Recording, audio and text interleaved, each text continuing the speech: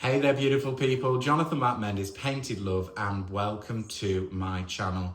For all of you regular viewers out there that have tuned in to find out whether I decided to restore the Victorian card table or give it a coat of paint, well, you're in for a treat. I'm going to step into territory that I'm not used to working with. I'm going to go with a restore and go in with a French polish finish on the beautiful Victorian card table. I think that all of your lovely comments has really swayed my temptation to put paint on such a beautiful piece of furniture in great condition. This in the UK would be worth a couple of £1,000s, which is a lot of money. It's not going anywhere, it's staying with me. Should I have painted it? I would have been quite happy with it because it'll live with me, but I have gone with your opinion and I'm going to go in with a restore of this elegant beauty. Let's take a closer look.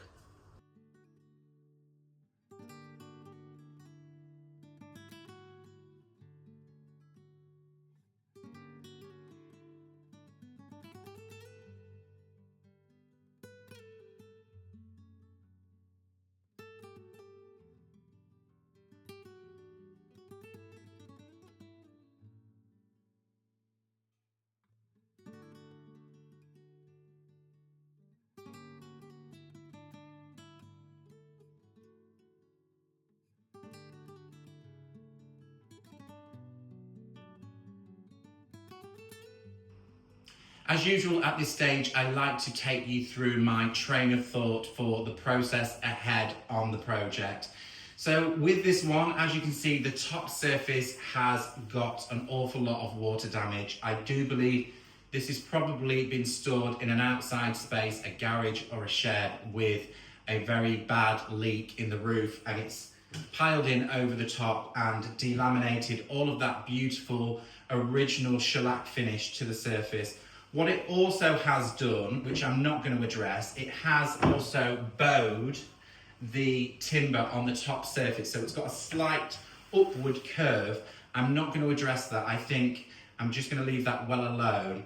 I don't want to damage this piece of furniture anymore by trying to straighten that out. But I will get the finish as good as I can possibly get on the veneered finish. Also going down, along the edge, there's more like a banded finish to the veneer. I think it's a slightly thicker piece of timber on the edge which curves around, and there are a few really big cracks in there, so that has to be addressed. I'm going to look online tonight to find some of the products for this project. Hopefully I can get them pretty soon and I can address some of those issues maybe tomorrow or the day after. It's really difficult to find the products for this kind of restoration. The hardware stores just don't sell them. It's a bit more specialist, I suppose. Going down, I have more water marks on this upper area, so all of that finish has to be removed as well. The central pedestal is in pretty good condition. I think I'm going to leave that well alone. The pattern is beautiful, maybe just a light tickle with some wax or a little bit of a top coat of French polish, but it's not eaten through that top surface, so I'll judge that as we go through the process. I will be starting on the top. I'm going to tickle it with some methylated spirits. This is, or it might be called meth in another country. This is the purple stuff. This is good for removing some of the broken down shellac on the surface. It won't take everything away. What I do plan to do is use a chemical stripper, just because this has a veneer on it. If I was to go straight in with a sander, I would most likely go through the veneer to the timber underneath and spoil the whole project. So no sanding for the time being. It will have a light sand once we've got the majority of this finish off. Also, there is a little bit of veneer that on the corners where it curves around that needs to be fixed back in place. And some of the banding underneath, there's a little lip here where some of that has come away. So I'll be addressing some of those fixes. With all that said, I know that was a lot of talking as usual. I'm going to start with the methylated spirits just to see what comes off and what we've got underneath. So let's start with the purple stuff.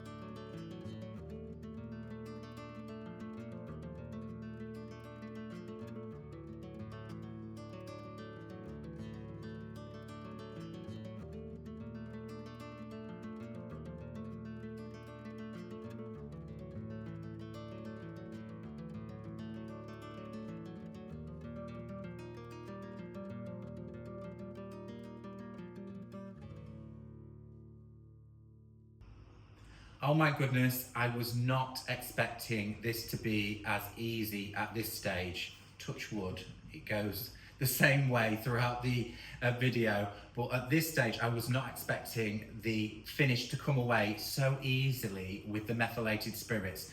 I will not be using any paint stripper on the surface of this piece, which I'm super pleased about. I don't like paint stripper or varnish stripper. As you will have seen in the video, I did choose to take off the finish on the null post.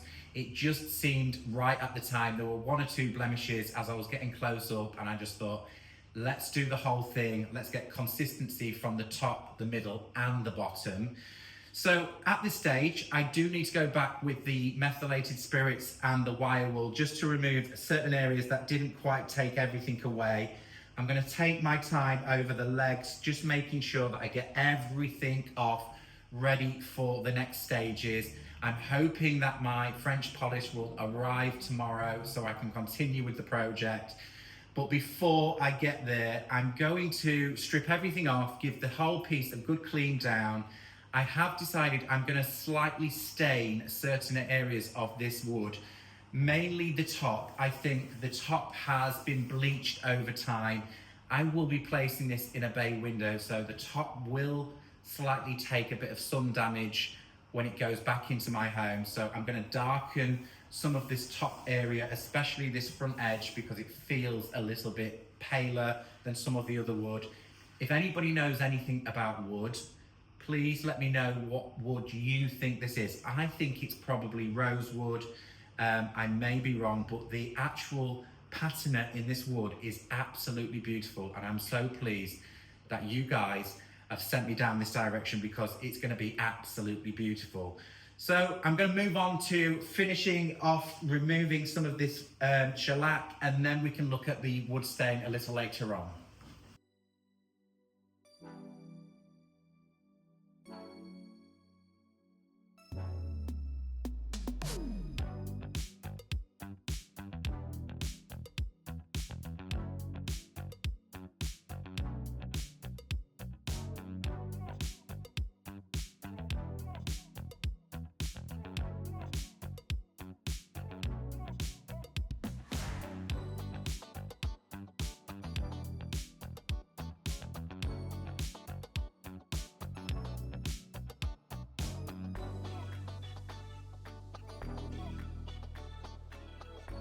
Well, that's just about all of the surface of this project, nice and dry, ready to move on to the next stage.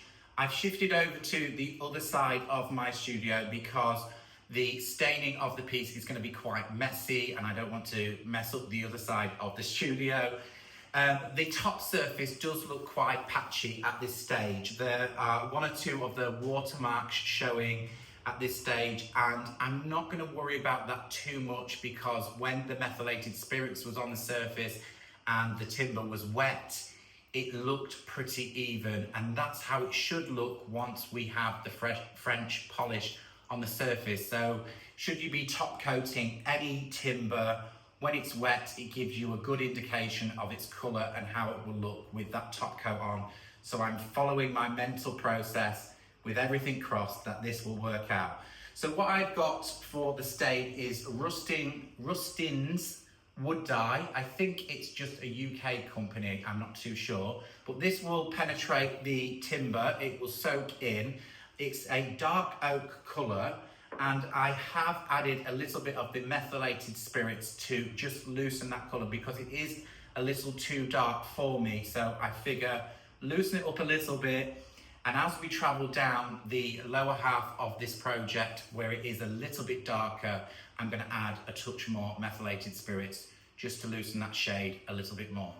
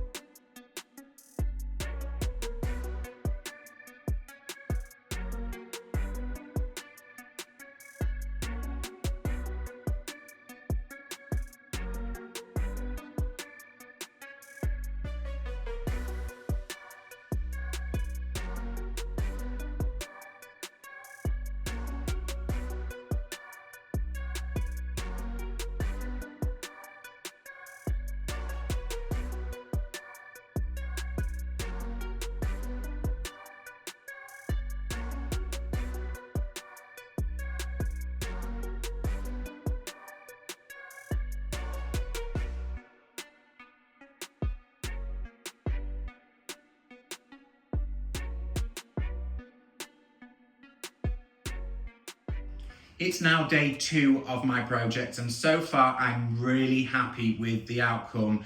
The colour staining has definitely balanced all of the colour across the whole piece, and the watermarks have subsided, they've vanished, so I'm good to go with my French polishing.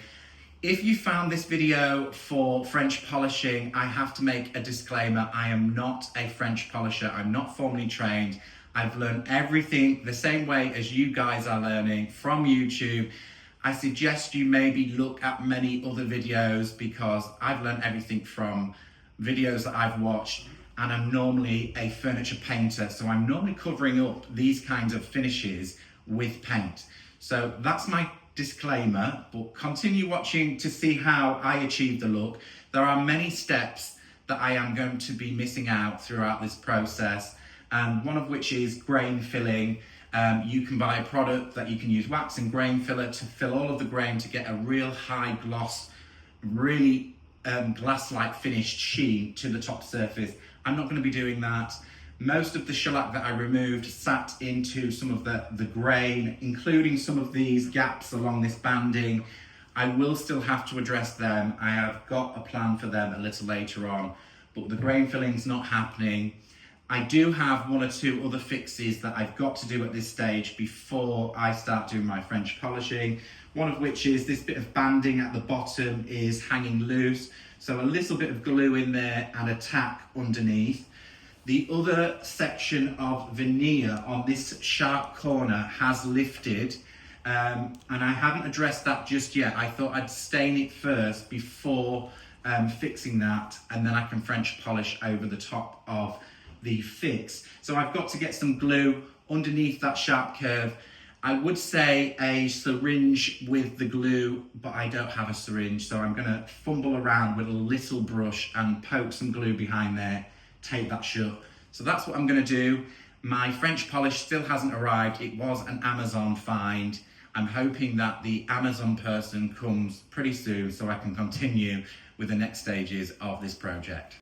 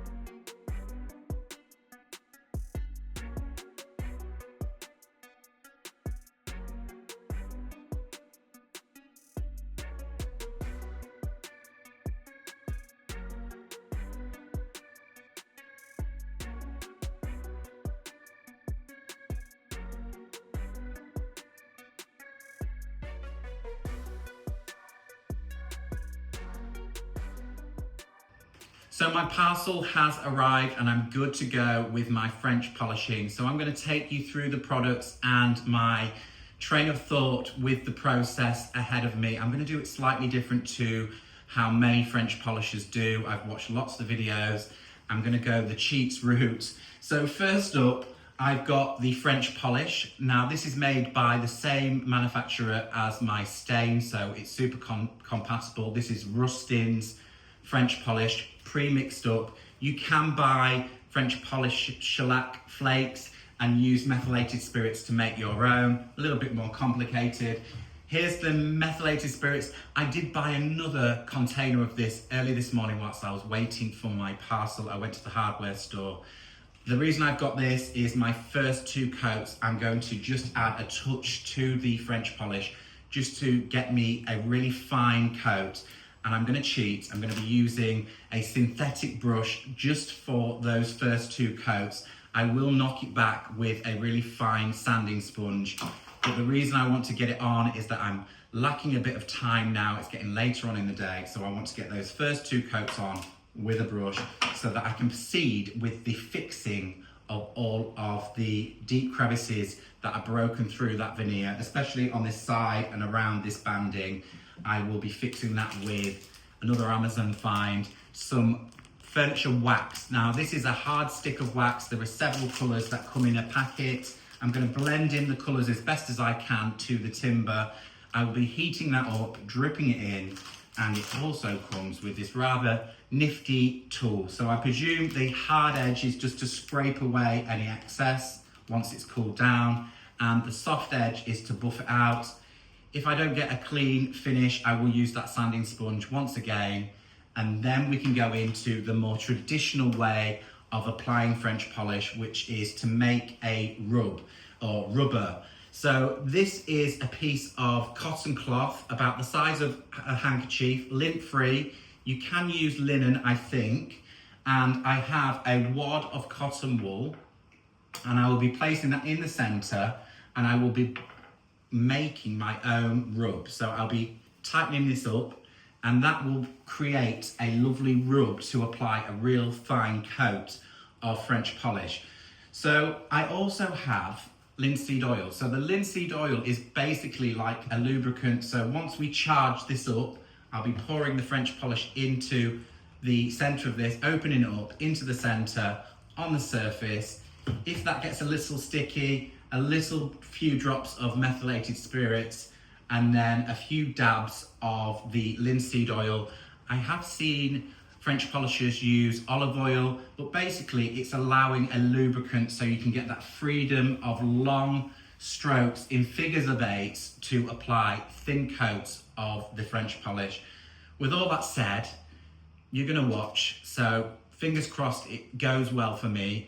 I've done this once before, I didn't enjoy it. I'm hoping I enjoy it far more this time. I've done more research. I think I will enjoy it. Anyway, let's get stuck into applying the first coats of French polish with the brush. I'm going to start in the areas lower down where if I don't feel like the brush is right, we can revert back to the rub.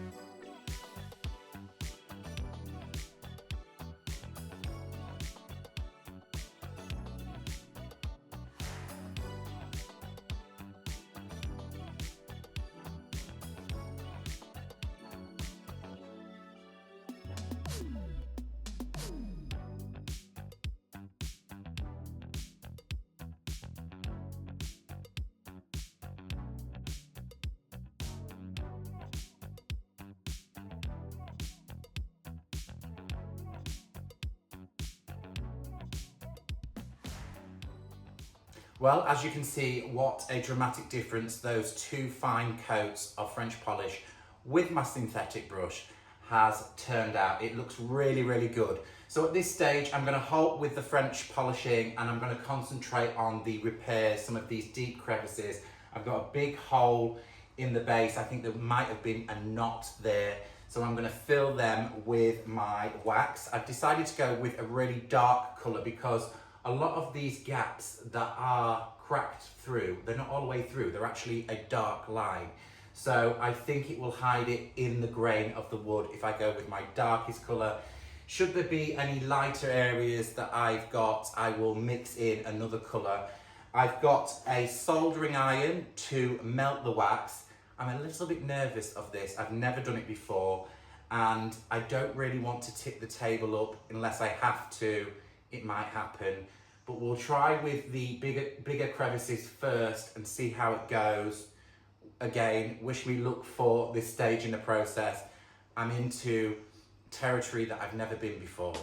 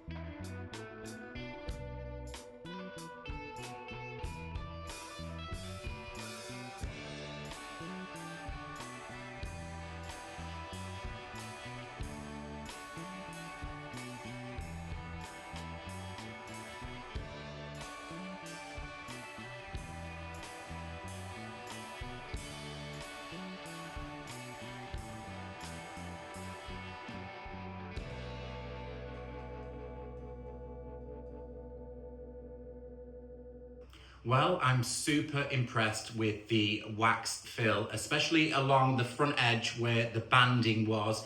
There were lots of quite deep crevices and it's managed to kind of soften those in. It's not perfect. The piece of furniture is well over 100 years old and I don't want to make it look manufacturing new. It will have some flaws and I want them to be there, but a lot better than it previously looked. So at this stage, what's left to do is give the whole top surface a very light sand with a very fine sanding sponge. Just knock off any of those sharp edges to those two coats of French polish that I did with a brush. And then I can start the more traditional way of applying French polish with my rub. So I'm going to take a little bit of time and film the makeup of that rub, adding the product so you can see just how I've put that together, and then we'll start the process of French polishing. 2 coats tonight. It's getting late in the studio, so I'll get those 2 coats on and then I'll leave it a full 12 hours and then repeat the process tomorrow, and we're nearly to the end of this project. I've loved every moment of putting this piece of furniture back to how it should look.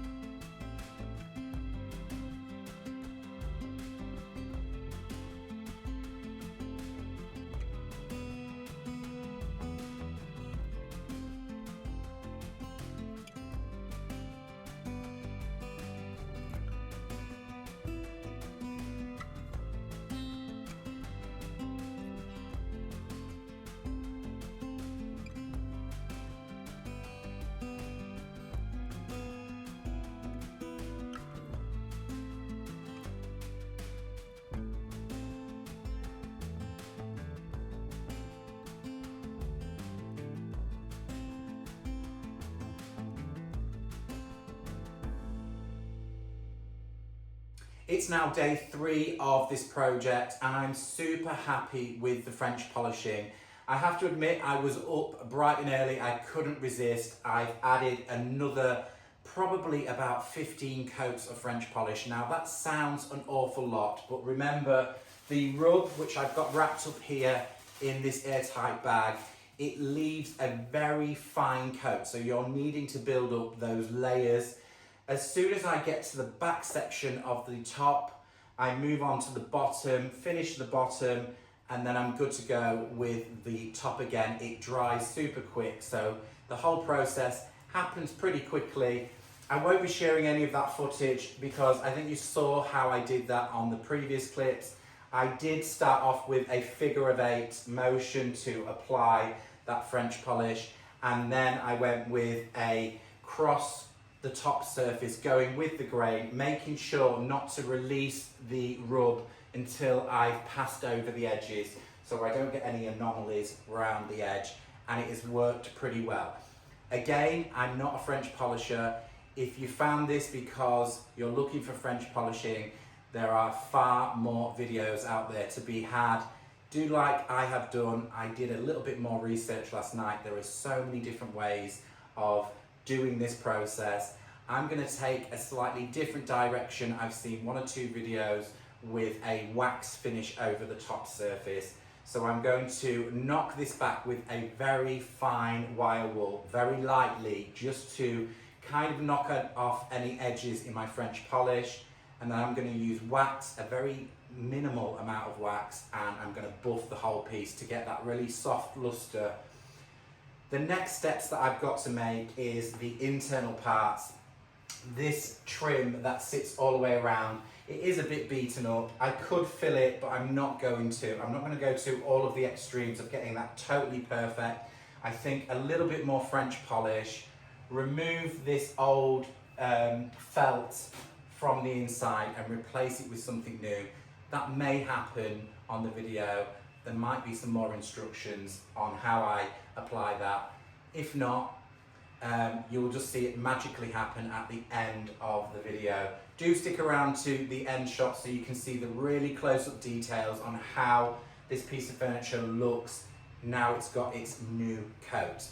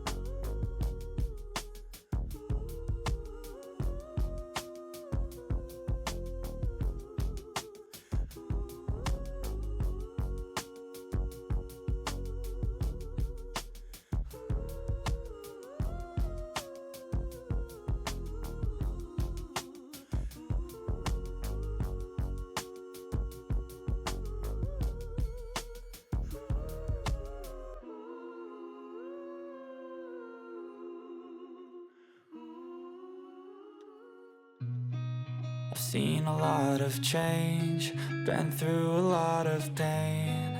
Some things are not the same as they were a year ago, but all will be okay. I move on each and every day. The past is where it stays, way back a year ago. I've changed for the better this time. I thought I would never be fine. I strive just to say I'm alright, and for the first time in a long time I'm alright.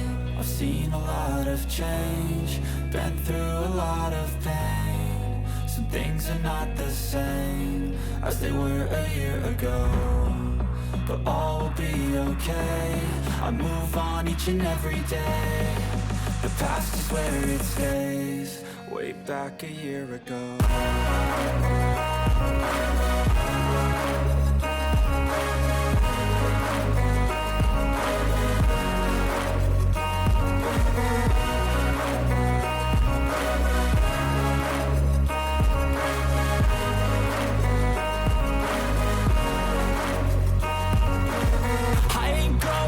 I'm not falling, I'll push all my chips and call all in. I'll bet on myself, you keep stalling. I hear destiny and it's calling. I'll keep my head up high through the downs and lows, and we're all going life. Still nobody knows, but I'ma choose what's right and take what comes and goes. And ain't no one in life holding me back no more.